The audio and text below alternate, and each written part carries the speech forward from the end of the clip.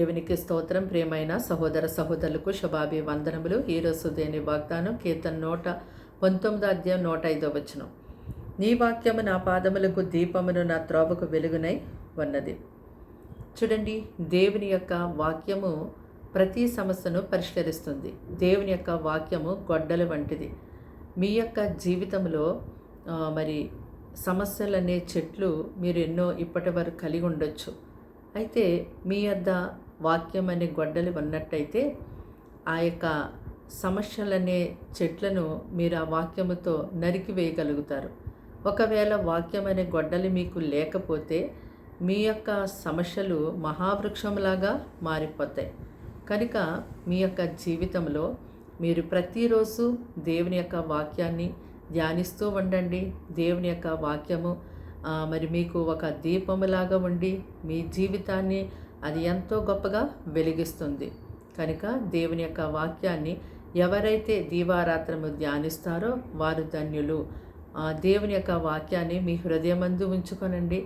దేవుని యొక్క వాక్యాన్ని మీరు ప్రేమించండి. దేవుని యొక్క వాక్య ప్రకారము మీరు జీవించండి. మీ జీవితంలో ఉన్నటువంటి ప్రతి సమస్యను ఆ వాక్యం అనే గొడ్డల ద్వారా దేవుడు ఎంతో గొప్పగా తొలగిస్తాడు. ప్రార్థన.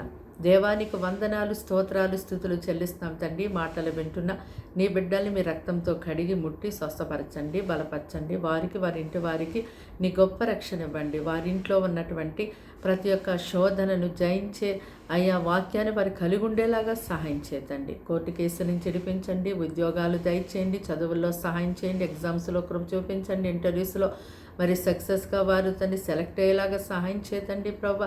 ఎదుగో నా తండ్రి వారికి నెమ్మది లేదేమో నెమ్మది ఇవ్వండి ప్రభా.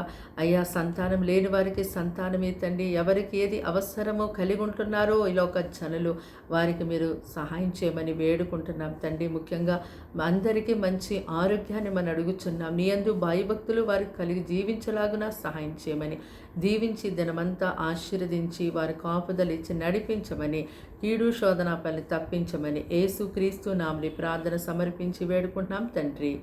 ఆమేన్.